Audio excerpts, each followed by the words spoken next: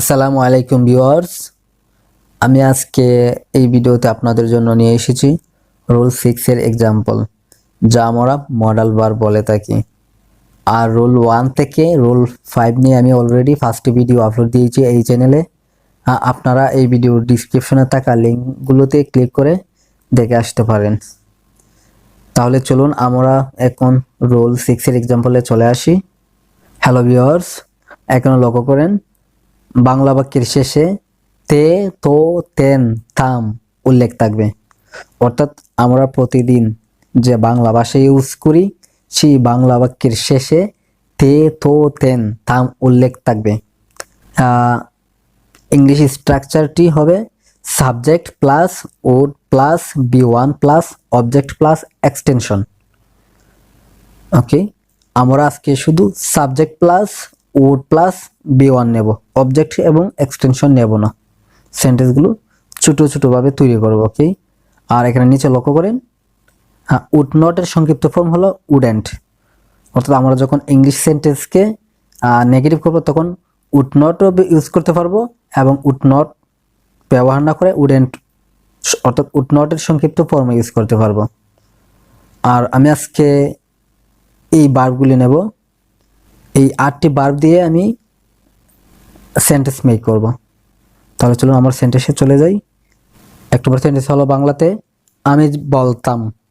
দেখেন এখানে কিন্তু তাম ইউজ হয়েছে। ইংলিশ হলো আই উড টেল, বা সেন্টেন্স হয়ে গেল। 2 নম্বর সেন্টেন্স আমি জানতাম। ইংলিশ হলো আই উড নো। 3 নম্বর হলো আমি বিক্রি করতাম। ইংলিশ হলো আই উড সেল, বা সেন্টেন্স হয়ে গেল। আমি আবার রিপিট করছি, আমি বলতাম ইংলিশে হবে আই উড টেল। বাংলাতে আরেকটি হলো আমি জানতাম, ইংলিশ হবে আই উড নো। 3 নম্বর হলো আমি বিক্রি করতাম, ইংলিশ হলো আই উড সেল। ওকে, এখন আমরা নেগেটিভ ফর্মে যাব।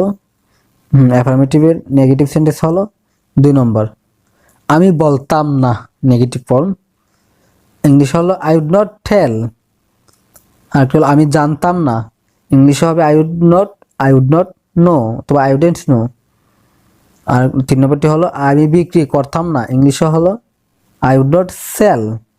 বাস হয়ে গেল। এখন আমরা অ্যাফার্মেটিভ কোয়েশ্চেন করব। 3 নম্বর সেন্টেন্স আমি কি বলতাম, ইংলিশে হলো উড আই টেল। আরেকটি হলো আমি কি জানতাম, উড আই নো। আমি কি বিক্রি করতাম, উড আই সেল। ওকে, উডটি সবার প্রথমে আসবে এবং সাবজেক্ট মধ্যে বসবে এবং ভার্ব একদম শেষে বসবে। এখন আমরা নেগেটিভ কোয়েশ্চেন করব। বাংলাতে হলো আমি কি বলতাম না, ইংলিশ হলো উডেন্ট আই টেল। বাংলাতে আরেকটি হলো আমি কি জানতাম না, ইংলিশ হবে উডেন্ট আই নো। আমি কি বিক্রি করতাম না, ইংলিশ হবে উডেন্ট আই সেল। ওকে, এখন আমরা আরেকটি এক্সাম্পলে চলে আসব। দেখেন এখানে আমি কতগুলো ভার্ব নিয়েছি। 1 নম্বর সেন্টেন্স আপনি লিখতেন, ইংলিশ হলো ইউড রাইট। আপনি কিনতেন, ইংলিশ হলো ইউড বাই। আপনি ঘুমাইতেন, ইংলিশ হলো ইউড স্লিপ। এখন আমরা নেগেটিভ সেন্টেন্স তৈরি করব। আপনি লিখতেন না, 2 নম্বর সেন্টেন্স আপনি লিখতেন না, ইংলিশ হলো ইউড not right.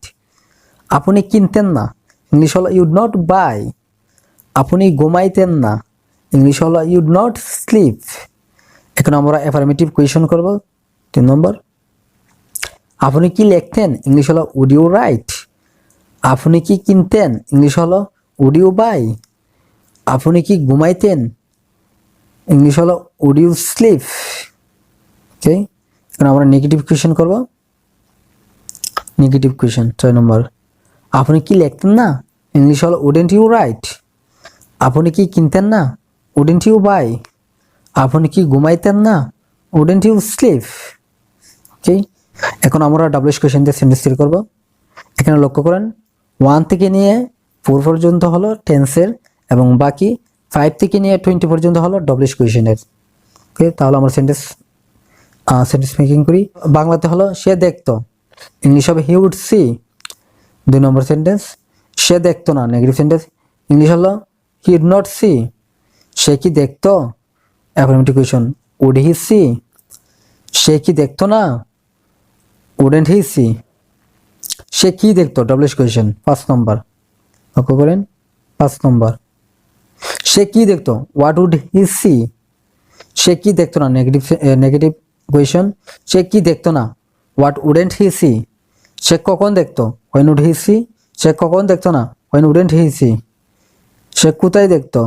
Where would he see. সে কোথায় দেখতো না? হোয়ার উডেন্ট হি সি। সে কোনটি দেখতো? Which would he see. সে কোনটি দেখতো না? Which wouldn't he see. 13 নম্বর হলো সে কেন দেখতো? ইংলিশ হলো ওয়াই উড হি সি। সে কেন দেখতো না? ইংলিশ হলো ওয়াই উডেন্ট হি সি। সে কিভাবে দেখতো? How would he see. সে কিভাবে দেখতো না? How wouldn't he see. কে দেখতো? Who would C.